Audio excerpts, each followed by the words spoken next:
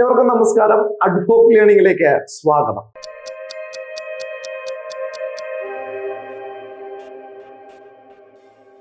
Indian ഭൂമിശാസ്ത്രത്തിൽ ഇന്ത്യയുടെ ഭൂപ്രകൃതിയാണ് നമ്മൾ പഠിച്ചുകൊണ്ടിരിക്കുന്നത്.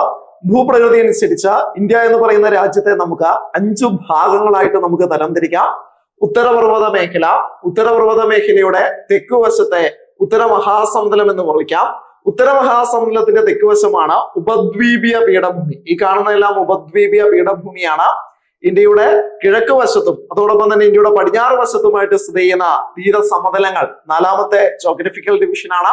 5 എന്ന് പറയുന്നത് ഇന്ത്യയുടെ മെയിൻ ലാൻഡിൽ നിന്ന് വിഭിന്നമായിട്ട് കിടക്കുന്ന ദ്വീപുകൾ, ഐലൻഡ്സ് ആണ് 5ാമത്തെ ജോഗ്രഫിക്കൽ ഡിവിഷൻ എന്ന് പറയുന്നത്. ഈ 5 ജോഗ്രഫിക്കൽ ഡിവിഷൻസില് ഏറ്റവും വലുതേത് എന്ന് ചോദിച്ചിട്ടുണ്ടെങ്കിൽ അതിന്റെ ആൻസർ ഉപദ്വീപീയ പീഠഭൂമിയാണ്. ഏറ്റവും പഴക്കം ചെന്ന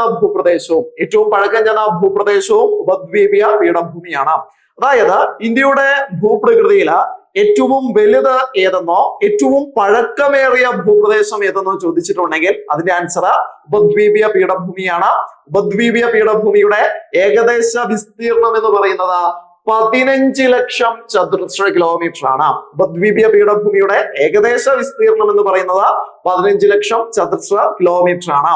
ഈ ഒരു ഭാഗം പഠിക്കുന്ന സമയത്ത് നമ്മൾ ഓർത്തു വയ്ക്കണം, ഉത്തരപർവ്വത മേഖലയുടെ ഏകദേശ വിസ്തീർണം 5 ലക്ഷം ചതുരശ്ര കിലോമീറ്റർ ആയിരുന്നു.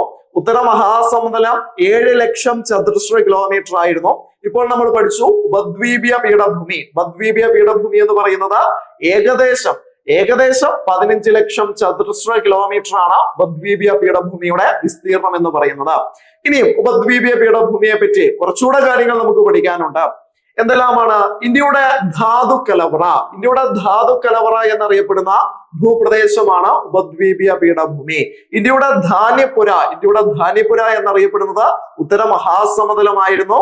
ഇന്ത്യയുടെ ധാതുക്കലവറ എന്നറിയപ്പെടുന്ന ഭൂപ്രദേശം ഈ വിശാലമായി കാണപ്പെടുന്ന ഉപദ്വീപീയ പീഠഭൂമിയാണ്. അവിടെ മറ്റൊരു ചോദ്യമുണ്ട്, ഇന്ത്യയുടെ ധാതുക്കലവറ എന്നറിയപ്പെടുന്ന സംസ്ഥാനം ഏതാണ്? ഇന്ത്യയുടെ ധാതുക്കലവറ എന്നറിയപ്പെടുന്ന സംസ്ഥാനം ജാർഖണ്ഡ് ആണ്. മറ്റൊരു ചോദ്യം കൂടിയുണ്ട്, ഇന്ത്യയുടെ ധാതുക്കലവറ എന്നറിയപ്പെടുന്ന പീഠഭൂമി ഏതാണ്? ഇന്ത്യയുടെ ധാതുക്കലവറ എന്നറിയപ്പെടുന്ന പീഠഭൂമി ചോട്ടാ നാഗ്പൂർ പീഠഭൂമിയാണ്. ഇന്ത്യയുടെ ധാതുക്കലവറ എന്നറിയപ്പെടുന്ന പീഠഭൂമി ഏതാണ് എന്ന് ചോദിച്ചാൽ അതിന്റെ ആൻസർ ഏതാണ്? ചോട്ടാ നാഗ്പൂർ പീഠഭൂമിയാണ്. നമുക്ക് തിരിച്ചു വരാം ഉപദ്വീപീയ പീഠഭൂമിയിലേക്ക്. ഒരുപാട് വൈവിധ്യങ്ങൾ നിറഞ്ഞ ഒരു ഭൂപ്രദേശമാണ് ഉപദ്വീപീയ പീഠഭൂമി എന്ന് പറയുന്നത്. ഇവിടെയായിട്ട് ആരവല്ലി പർവ്വത നിരകൾ സ്ഥിതി ചെയ്യുന്നു. ഇവിടെ വിന്ധ്യ പർവ്വതനിര, സത്പുര പർവ്വതനിര, മാൾവ പീഠഭൂമി, ഈ കാണുന്ന പീഠഭൂമിയാണ് മാൾവ പീഠഭൂമി, ചോട്ടാ നാഗ്പൂർ പീഠഭൂമി. ഈ ഒരു പ്രദേശങ്ങളിൽ റാഞ്ചി, പലാമു, ഹസാരിബാഗ് പീഠഭൂമികൾ. അതിന്റെ തെക്കുവശത്തായിട്ട് ഡെക്കാൻ പീഠഭൂമി സ്ഥിതി ചെയ്യുന്നു. കോയമ്പത്തൂർ പീഠഭൂമി, വയനാട് പീഠഭൂമി, പശ്ചിമഘട്ടം ഇവിടെയായിട്ട് സ്ഥിതി ചെയ്യുന്നു. പൂർവ്വഘട്ടം ഇവിടെയായിട്ട് സ്ഥിതി ചെയ്യുന്നു. ഇങ്ങനെ ഒരുപാട് വൈവിധ്യങ്ങൾ നിറഞ്ഞ ഒരു ഭൂപ്രദേശമാണ് ഇന്ത്യൻ ഉപദ്വീപ അല്ലെങ്കിൽ ഉപദ്വീപീയ പീഠഭൂമി എന്ന് പറയുന്നത്. ഇനിയും നമുക്ക് ആകൃതിയിലേക്ക് വരികയാണ്, ഷേപ്പിലേക്ക് വരികയാണെങ്കിൽ ഉപദ്വീപീയ പീഠഭൂമിയുടെ ഏകദേശ ആകൃതി എന്ന് പറയുന്ന ത്രികോണാകൃതിയാണ്. ത്രികോണാകൃതിയിൽ സ്ഥിതി ചെയ്യുന്ന പീഠഭൂമി പ്രദേശമാണ് ഏത്? ഉപദ്വീപീയ പീഠഭൂമി എന്ന് പറയുന്നത്. ഈ ഉപദ്വീപീയ പീഠഭൂമിയിലെ ഏറ്റവും ഉയരം കൂടിയ കൊടുമുടി, ഉപദ്വീപീയ പീഠഭൂമിയിൽ സ്ഥിതി ചെയ്യുന്ന ഏറ്റവും ഉയരം കൂടിയ കൊടുമുടിയാണ് ആനമുടി എന്ന് പറയുന്നത്. ഇടുക്കി ജില്ലയിൽ സ്ഥിതി ചെയ്യുന്ന ആനമുടിയാണ് ഉപദ്വീപീയ പീഠഭൂമിയിലെ ഏറ്റവും ഉയരം കൂടിയ കൊടുമുടി. ആനമുടിയുടെ ഉയരം എന്ന് പറയുന്നത് 2695 മീറ്റർ ആണ്. 2695 മീറ്റർ ഉയരമുള്ള ആനമുടിയാണ് ഉപദ്വീപീയ പീഠഭൂമിയിലെ ഏറ്റവും ഉയരം കൂടിയ കൊടുമുടി. തെക്കേ ഇന്ത്യയിലെ ഏറ്റവും ഉയരം കൂടിയ കൊടുമുടി ഏതെന്ന് ചോദിച്ചാലും ആനമുടി തന്നെയാണ്. അതോടൊപ്പം തന്നെ ഡെക്കാൻ പീഠഭൂമിയിലെ ഏറ്റവും ഉയരമേറിയ കൊടുമുടി ചോദിച്ചാൽ അതിന്റെ ആൻസറും ഏത് തന്നെയാണ്? ആനമുടി തന്നെയാണ്. ആനമുടിയുടെ ഉയരമാണ് 2695 മീറ്റർ എന്ന് പറയുന്നത്. ഇനി അവിടെ ഓർത്തു വെക്കേണ്ട മറ്റൊരു വസ്തുതയാണ് ഉപദ്വീപീയ പീഠഭൂമിയിലെ ഏറ്റവും ഉയരം കൂടിയ 2ാമത്തെ കൊടുമുടി ഏതാണ്? ഏറ്റവും ഉയരം കൂടിയ രണ്ടാമത്തെ കൊടുമുടി എന്ന് പറയുന്നത് 2640 മീറ്റർ ഉയരമുള്ള 2640 മീറ്റർ ഉയരമുള്ള മീശപ്പുലിമലയാണ്. ഇടുക്കി ജില്ലയിൽ തന്നെയാണ് മീശപ്പുലിമലയാണ് ഏറ്റവും ഉയരം കൂടിയ രണ്ടാമത്തെ കൊടുമുടി എന്ന് പറയുന്നത്. എന്നാൽ പലപ്പോഴും PSC ചോദ്യപേപ്പറുകളിൽ അതിന്റെ ഉത്തരമായി കാണുന്നത് ദോഡാബേട്ടയാണ്. ദോഡാബേട്ടയുടെ ഉയരം 2637 മീറ്റർ ആണ്. 2637 മീറ്റർ ആണ്. അപ്പോൾ സാഹചര്യത്തിനനുസരിച്ച് ആൻസർ ചെയ്യുക. ഉപദ്വീപീയ പീഠഭൂമിയിലെ ഏറ്റവും ഉയരം കൂടിയ രണ്ടാമത്തെ കൊടുമുടി മീശപ്പുലിമലയാണ്. മൂന്നാമത്തെ കൊടുമുടിയാണ് ദോഡാബേട്ട. പലപ്പോഴും PSCയുടെ ഉത്തരമായി പരിഗണിക്കുന്നത് ദോഡാബേട്ട തന്നെയാണ്. ഇനി ഉപദ്വീപീയ പീഠഭൂമിയിലെ ഏറ്റവും നീളം കൂടിയ നദി ഗോദാവരിയാണ്. ഉപദ്വീപീയ പീഠഭൂമിയിലെ ഏറ്റവും നീളം കൂടിയ നദി 1465 മീറ്റർ കിലോമീറ്റർ നീളമുള്ള 1465 കിലോമീറ്റർ നീളമുള്ള ഗോദാവരിയാണ്. രണ്ടാമത്തെ നദി 1400 കിലോമീറ്റർ നീളമുള്ള കൃഷ്ണയാണ്. അപ്പോൾ ഉപദ്വീപീയ പീഠഭൂമിയിലെ ഏറ്റവും നീളം കൂടിയ നദി ഗോദാവരിയാണ്. രണ്ടാമത്തെ നദി കൃഷ്ണയാണ്. ഇനി ഉപദ്വീപീയ പീഠഭൂമിക്ക് ഒരു പ്രത്യേകതയുണ്ട്. ചിലപ്പോൾ സ്റ്റേറ്റ്മെന്റ് രീതിയിലെല്ലാം ചോദിക്കാൻ ചാൻസ് ഉണ്ട്. വടക്കു വശത്ത് നിന്ന്, ഈ ചിത്രത്തിന്റെ വടക്കിതാണ്, വടക്കു വശത്ത് നിന്ന് തെക്കു വശങ്ങളിലേക്ക് വരുമ്പോൾ ഉപദ്വീപീയ പീഠഭൂമി പ്രദേശത്തിന്റെ ഉയരത്തിൽ ഉണ്ടാവുന്ന വ്യതിയാനം എന്താണ്, ഉയരത്തിലുണ്ടാവുന്ന മാറ്റം എന്താണെന്ന് ചോദിക്കും. വടക്കു വശത്ത് നിന്ന് തെക്കു വശങ്ങളിലേക്ക് വരുമ്പോൾ ഉപദ്വീപീയ പീഠഭൂമിയുടെ ഉയരം വർദ്ധിച്ചു വരുന്നു. ഉപദ്വീപീയ പീഠഭൂമിയുടെ ഉയരം കൂടി വരുന്നു എന്ന് മനസ്സിലാക്കി വെക്കുക. അതേസമയം പടിഞ്ഞാറ് വശത്ത് നിന്ന് കിഴക്കു വശങ്ങളിലേക്ക് പോകുമ്പോൾ ഉപദ്വീപീയ പീഠഭൂമിയുടെ ഉയരം കുറഞ്ഞു വരുന്നു. ഉപദ്വീപീയ പീഠഭൂമിയുടെ ഉയരത്തിൽ ഉണ്ടാകുന്ന വ്യതിയാനം കുറഞ്ഞു വരികയാണ് ചെയ്യുന്നത്. ഇനിയും ഈ ഉപദ്വീപീയ പ്രദേശത്ത് ഏറ്റവും കൂടുതൽ കാണപ്പെടുന്ന മണ്ണാണ് കറുത്ത മണ്ണ് എന്ന് പറയുന്നത്. ഉപദ്വീപീയ പീഠഭൂമി പ്രദേശത്ത് ഏറ്റവും കൂടുതൽ കാണപ്പെടുന്ന മണ്ണ് ഏതാണ് എന്ന് ചോദിച്ചിട്ടുണ്ടെങ്കിൽ കറുത്ത മണ്ണാണ്.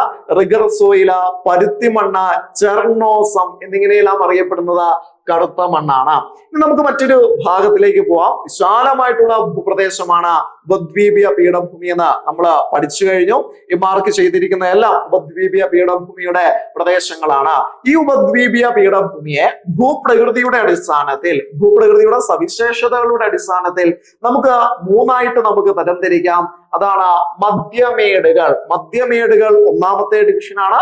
2 ഡെക്കാൻ പീഠഭൂമി, 3 വടക്ക് കിഴക്ക് പീഠഭൂമി, മൂന്നാമത്തെ ഡിവിഷനാണ് വടക്ക് കിഴക്ക് പീഠഭൂമി എന്ന് പറയുന്നത്.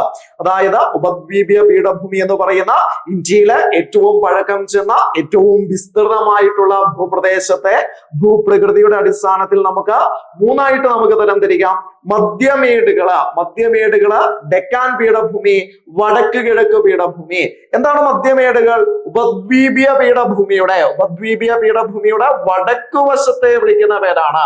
ഞാൻ ഈ മാർക്ക് ചെയ്തിരിക്കുന്ന വശത്തെ വിളിക്കുന്ന പേരാണ് ഇത് മധ്യമേടുകൾ എന്ന് പറയുന്നത്. ഉപദ്വീപീയ പീഠഭൂമിയുടെ വടക്കു ഭാഗത്തെ വിളിക്കുന്ന പേരാണ് മധ്യമേടുകൾ എന്ന് പറയുന്നത്.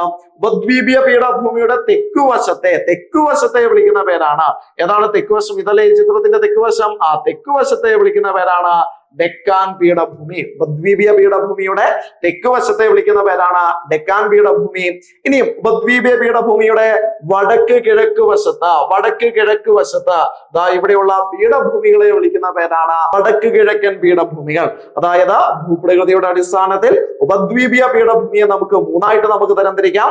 മധ്യമേടുകള് ഡെക്കാൻ പീഠഭൂമി, വടക്ക് കിഴക്ക് പീഠഭൂമി. ഉപദ്വീപീയ പീഠഭൂമിയുടെ വടക്ക് വശത്തെ വിളിക്കുന്ന പേരാണ് മധ്യമേടുകള്. ഉപദ്വീപീയ പീഠഭൂമിയുടെ തെക്കുവശത്തെ വിളിക്കുന്ന പേരാണ് ഡെക്കാൻ പീഠഭൂമി. ഉപദ്വീപീയ പീഠഭൂമിയുടെ വടക്ക് കിഴക്ക് വശത്തെ വിളിക്കുന്ന പേരാണ് വടക്ക് കിഴക്കൻ പീഠഭൂമികൾ. ഇനിയും എന്താണ് മധ്യമേടുകൾ എന്ന് നമുക്ക് കുറച്ച് വിശദമായി പഠിക്കാനുണ്ട്. ആദ്യം തന്നെ ഞാൻ പറഞ്ഞിട്ടുണ്ടായിരുന്നു, ഉപദ്വീപീയ പീഠഭൂമി എന്ന് പറയുന്ന ഭൂപ്രദേശത്തിന്റെ വടക്ക് വശത്തെ വിളിക്കുന്ന പേരാണ്, വടക്ക് വശത്തുള്ള ഭൂപ്രദേശങ്ങളെ വിളിക്കുന്ന പേരാണ് മധ്യമേടുകൾ എന്ന് പറയുന്നത്. ഇനിയും ഈ മധ്യമേടുകൾക്ക് ഒരു പ്രത്യേകതയുണ്ട്. മധ്യമേടുകളിലൂടെ ഒഴുകുന്ന ഒരു നദിയാണ് നർമ്മദ എന്ന് പറയുന്നത്. മധ്യമേടുകളിലൂടെ ഒഴുകുന്ന ഒരു നദിയാണ് നർമ്മദ.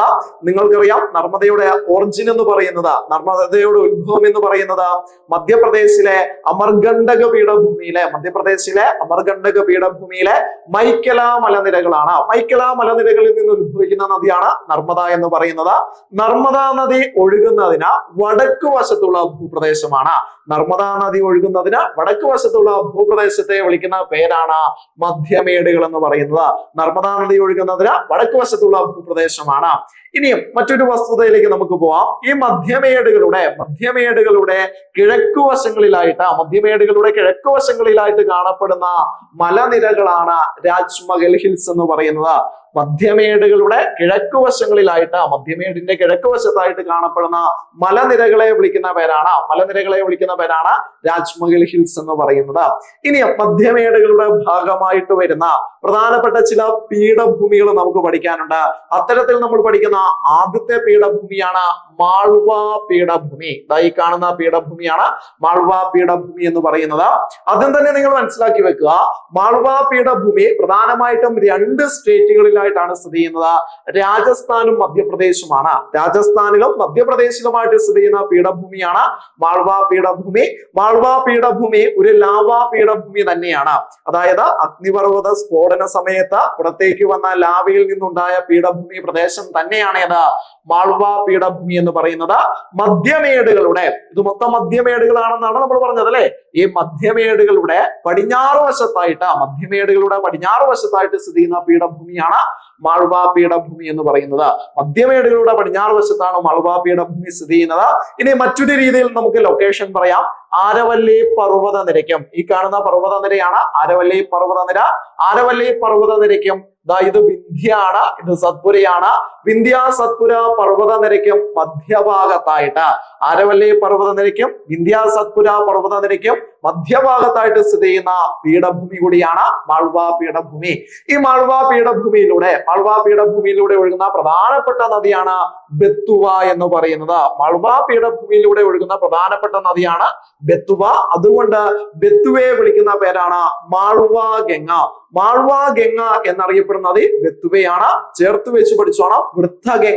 വൃദ്ധഗംഗ എന്നറിയപ്പെടുന്ന ഇന്ത്യൻ നദി ഗോദാവരിയാണ്. ദക്ഷിണഗംഗ എന്നറിയപ്പെടുന്നത് കാവേരിയാണ്. ആന്ധ്രാഗംഗ, അർദ്ധഗംഗ, തെലുങ്ക് ഗംഗ, പാതാളഗംഗ. ആന്ധ്രാഗംഗ, അർദ്ധഗംഗ, തെലുങ്ക് ഗംഗ, പാതാളഗംഗ കൃഷ്ണ നദിയുടെ പേരാണ്. ഇപ്പോൾ ഓർത്തു വെക്കണം, ബെത്തുവ അറിയപ്പെടുന്ന പേരാണ് മാൾവ ഗംഗ. ഒരു പേരുകൂടിയുണ്ട്, മധ്യപ്രദേശിന്റെ ഗംഗ. മാൾവ ഗംഗയെന്നും മധ്യപ്രദേശിന്റെ ഗംഗയെന്നും അറിയപ്പെടുന്ന നദിയാണ് ബെത്തുവ എന്ന് പറയുന്നത്. ഇനി നമുക്ക് മറ്റൊരു പീഠഭൂമിയുണ്ട്. ആ പീഠഭൂമിയാണ് മധ്യമേടുകളുടെ. ഇത് മൊത്തം മധ്യമേടുകളാണെന്നാ പറഞ്ഞത്. മധ്യമേടുകളുടെ കിഴക്ക് വശത്തായിട്ട് സ്ഥിതി ചെയ്യുന്നത് ഈ പീഠഭൂമിയാണ് ചോട്ടാ നാഗ്പൂർ പീഠഭൂമി. മധ്യമേടുകളുടെ കിഴക്ക് വശത്തായിട്ട് സ്ഥിതി ചെയ്യുന്ന പീഠഭൂമി ചോട്ടാ നാഗ്പൂർ പീഠഭൂമിയാണ്. ഇന്ത്യയുടെ ധാതുക്കലവറ എന്നറിയപ്പെടുന്ന പീഠഭൂമി ഏതെന്ന് ചോദിച്ചാൽ ആൻസർ ചോട്ടാ നാഗ്പൂർ പീഠഭൂമിയാണ്. ചോട്ടാ നാഗ്പൂർ പീഠഭൂമിയിലൂടെ ഒഴുകുന്ന പ്രധാനപ്പെട്ട നദിയാണ് ദാമോദർ എന്ന് പറയുന്നത്. ചോട്ടാ നാഗ്പൂർ പീഠഭൂമിയിലൂടെ ഒഴുകുന്ന പ്രധാനപ്പെട്ട നദി ഏതെന്ന് ചോദിച്ചാൽ ആൻസർ ദാമോദർ ആണ്. ദുഃഖങ്ങളുടെ നദി, ഈ അടുത്ത കാലത്ത് PSC ചോദ്യപേപ്പറുകളിൽ വന്ന ഒരു ചോദ്യമാണ്. ദുഃഖങ്ങളുടെ നദി എന്നറിയപ്പെടുന്ന ഇന്ത്യൻ നദി ഏതാണ്? ദുഃഖങ്ങളുടെ നദി എന്നറിയപ്പെടുന്ന നദി ദാമോദറാണ്. ബംഗാളിന്റെ ദുഃഖം എന്നറിയപ്പെടുന്ന ഇന്ത്യൻ നദിയും ഏതാണ്? ദാമോദറാണ്. ചോട്ടാ നാഗ്പൂർ പീഠഭൂമിയിലെ പ്രധാനപ്പെട്ട മണ്ണിനമാണ് ചെമ്മണ്ണാണ്. ചോട്ടാ നാഗ്പൂർ പീഠഭൂമിയിൽ കാണപ്പെടുന്ന പ്രധാനപ്പെട്ട മണ്ണിനം ചെമ്മണ്ണാണ് എന്നുള്ള കാര്യം കൂടി ഓർത്തു വെച്ചേക്കുക. ഇനിയും ഈ ചോട്ടാ നാഗ്പൂർ പീഠഭൂമി പ്രധാനമായിട്ടും വ്യാപിച്ചു കിടക്കുന്ന സ്റ്റേറ്റുകളാണ് ജാർഖണ്ഡ്, പശ്ചിമ ബംഗാള്, ബീഹാർ, ഛത്തീസ്ഗഡ്. ജാർഖണ്ഡ്, പശ്ചിമ ബംഗാള്, ബീഹാർ, ഛത്തീസ്ഗഡ് തുടങ്ങിയ സ്റ്റേറ്റുകളിലാണ് ചോട്ടാ നാഗ്പൂർ പീഠഭൂമി പ്രധാനമായിട്ടും വ്യാപിച്ചു കിടക്കുന്നത്. ഈ ചോട്ടാ നാഗ്പൂർ പീഠഭൂമിയിലെ ഏറ്റവും ഉയരം കൂടിയ കൊടുമുടിയാണ് പരേസ്നാഥ്. ചോട്ടാ നാഗ്പൂർ പീഠഭൂമിയിൽ സ്ഥിതി ചെയ്യുന്ന ഏറ്റവും ഉയരം കൂടിയ കൊടുമുടി ഏത് എന്ന് ചോദിച്ചാൽ ആൻസർ പരേസ്നാഥ് ആണ്.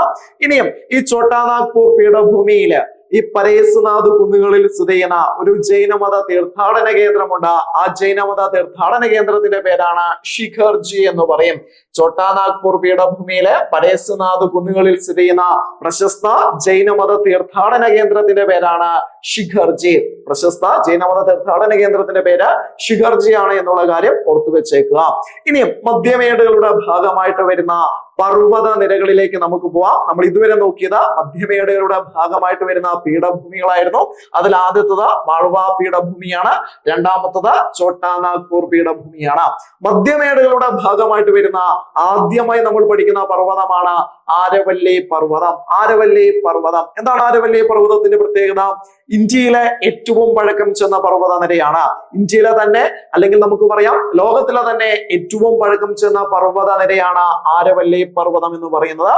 ഇന്ത്യയുടെ വടക്കു പടിഞ്ഞാറ് ഭാഗത്തായിട്ട്, ഇത് വടക്കാണ്, ഇത് പടിഞ്ഞാറാണ്, ഇന്ത്യയുടെ വടക്കു പടിഞ്ഞാറ് ഭാഗത്തായിട്ട് സ്ഥിതി ചെയ്യുന്ന പർവ്വത നിരയാണ് ആരവല്ലി പർവ്വതം. ആരവല്ലി പർവ്വതത്തിന്റെ ഏകദേശ നീളമാണ് പറയുന്നത്. ഹിമാലയത്തിന്റെ നീളം പോലെ നമുക്ക് വളരെ കൃത്യമായിട്ട് പറയാൻ പറ്റില്ല. ഹിമാലയത്തിന്റെ നീളം നമ്മൾ പഠിച്ചു വെച്ചിട്ടുണ്ടായിരുന്നു, 2400 കിലോമീറ്റർ ആണ്. എന്നാൽ അങ്ങനെ നമുക്ക് ആരവല്ലി പർവ്വത നിരയുടെ നീളം കൃത്യമായി പറയാൻ പറ്റില്ല. ഏകദേശം 700 മുതൽ 800 വരെ കിലോമീറ്റർ ആണ്. 700 മുതൽ 800 വരെ കിലോമീറ്റർ ആണ് ഏതിന്റെ നീളം എന്ന് പറയുന്നത്? ആരവല്ലി പർവ്വത നിരയുടെ നീളം എന്ന് പറയുന്നത്. ആരവല്ലി പർവ്വത നിരയിലെ ഏറ്റവും ഉയരം കൂടിയ കൊടുമുടിയാണ് ഗുരുശിഖർ എന്ന് പറയുന്നത്. ആരവല്ലി പർവ്വത നിരയിൽ സ്ഥിതി ചെയ്യുന്ന ഏറ്റവും ഉയരം കൂടിയ കൊടുമുടിയുടെ പേര് ഗുരുശിഖർ ആണ്. 1722 മീറ്റർ. 1722 മീറ്റർ ആണ് ഗുരുശിഖറിന്റെ ഉയരം എന്ന് പറയുന്നത്. ഇനിയും ആരവല്ലി പർവ്വത നിരയിലെ ഏക സുഖവാസ കേന്ദ്രമാണ് മൗണ്ട് അബു എന്ന് പറയുന്നത്. മൗണ്ട് അബു ഒരു സുഖവാസ കേന്ദ്രമാണ്.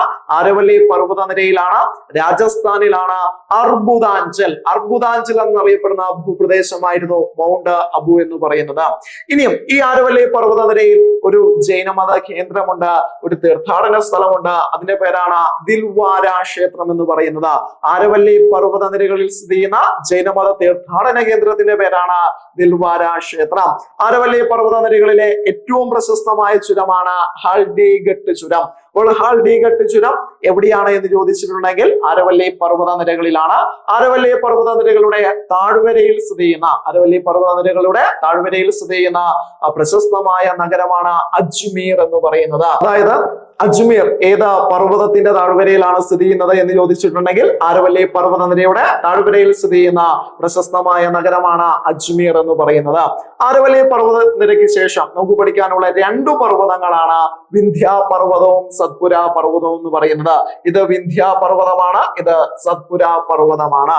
ജോഗ്രഫിക്കലി ഭൂമിശാസ്ത്രപരമായിട്ട് ഇന്ത്യയെ വടക്കേ ഇന്ത്യയിൽ നിന്നും തെക്കേ ഇന്ത്യയിൽ നിന്നും വേർതിരിക്കുന്ന പർവ്വത നിരയാണ് വിന്ധ്യ എന്ന് പറയുന്നത്. ഇന്ത്യയെ വടക്കേ ഇന്ത്യയിൽ നിന്നും തെക്കേ ഇന്ത്യയിൽ നിന്നും വേർതിരിക്കുന്ന പർവ്വത നിരയാണ് വിന്ധ്യ എന്ന് പറയുന്നത്. ഇന്ത്യയെ വടക്കേ ഇന്ത്യയിൽ നിന്നും തെക്കേ ഇന്ത്യയിൽ നിന്നും വേർതിരിക്കുന്ന നദി നമ്മൾ മുൻപ് പഠിച്ചിട്ടുണ്ട്. ആ നദിയുടെ പേര് നർമ്മദ എന്നാണ്. ഇനിയും വിന്ധ്യ പർവ്വതത്തിന് തെക്കുവശത്തായിട്ട് സ്ഥിതി ചെയ്യുന്ന പർവ്വത നിരയാണ് സത്പുര പർവ്വതം. ഈ വിന്ധ്യ പർവ്വതത്തെയും സത്പുര പർവ്വതത്തെയും തമ്മിൽ ബന്ധിപ്പിക്കുന്ന മലനിരകളെ വിളിക്കുന്ന പേരാണ് മൈക്കല മലനിരകൾ. വിന്ധ്യ പർവ്വതത്തെയും സത്പുര പർവ്വതത്തെയും തമ്മിൽ ബന്ധിപ്പിക്കുന്ന മലനിരകളെ വിളിക്കുന്ന പേരാണ് മൈക്കല മലനിരകൾ. ആ മൈക്കല മലനിരകളിൽ നിന്നാണ് നർമ്മദ എന്ന് പറയുന്ന നദി ഉത്ഭവിക്കുന്നത്. ഇനി നമുക്ക് വിന്ധ്യ പർവ്വത നിരയിലെ ഏറ്റവും ഉയരം കൂടിയ കൊടുമുടിയുടെ പേരാണ് സദ്ഭാവന ശിഖർ. വിന്ധ്യ പർവ്വത നിരയിൽ സ്ഥിതി ചെയ്യുന്ന ഏറ്റവും ഉയരം കൂടിയ കൊടുമുടിയാണ് സദ്ഭാവന ശിഖറിന്റെ മറ്റൊരു പേരാണ് കലുമാർ പീക്ക് അല്ലെങ്കിൽ സദ്ഭാവന ശിഖർ. ഇനിയും സത്പുര പർവ്വത നിരകളിലെ ഏറ്റവും ഉയരം കൂടിയ കൊടുമുടിയാണ് ധൂപ്ഗാർഹ. സത്പുര പർവ്വത നിരകളിലെ ഏറ്റവും ഉയരം കൂടിയ കൊടുമുടിയുടെ പേര് ധൂപ്ഗാർഹ. ഇനി മറ്റൊരു നഗരം പരിചയപ്പെടുത്താം. അതാണ് പച്ചുമാർഹി എന്ന് പറയുന്നത്. യഥാർത്ഥത്തിൽ പച്ചുമാർഹി ഒരു ഹിൽ സ്റ്റേഷൻ ആണ്, സുഖവാസ കേന്ദ്രമാണ്, മധ്യപ്രദേശിലാണ്. ചോദ്യം ഇതായിരിക്കും, ദ ക്യൂൻ ഓഫ് സത്പുരയുടെ റാണി എന്നറിയപ്പെടുന്നതാണ് മധ്യപ്രദേശിലെ പച്ചുമാർഹി എന്ന് പറയുന്നത്. മധ്യപ്രദേശിലെ പച്ചുമാർഹി അറിയപ്പെടുന്ന പേരാണ് ദ ക്യൂൻ ഓഫ് സത്പുരയുടെ റാണി എന്നറിയപ്പെടുന്നതാണ് പച്ചുമാർഹി മധ്യപ്രദേശിലാണ്, സത്പുര പർവ്വത നിരകളിലാണ്. ഇനി വളരെ പ്രധാനപ്പെട്ട മറ്റൊരു കാര്യത്തിലേക്ക് നമുക്ക് പോവാം. സത്പുര പർവ്വത നിരകളിൽ നിന്ന് ഉത്ഭവിക്കുന്ന ഒരു നദിയുണ്ട്. സത്പുര പർവ്വത നിരകളിലെ മുൾട്ടായ് മലനിരകളിൽ നിന്ന് ഉത്ഭവിക്കുന്ന നദിയാണ് താപ്തി എന്ന് പറയുന്നത്. അപ്പോൾ താപ്തി ഉത്ഭവിക്കുന്ന എവിടെ നിന്നാണ്? സത്പുര പർവ്വത നിരകളിലെ മുൾട്ടായ് മലനിരകളിൽ നിന്നാണ് താപ്തി ഉത്ഭവിക്കുന്നത്. 724 കിലോമീറ്റർ ആണ് താപ്തി നദിയുടെ നീളം. താപ്തി നദിയുടെ നീളം പലപ്പോഴും ചോദിക്കാറുണ്ട്. 724 കിലോമീറ്റർ ആണ്.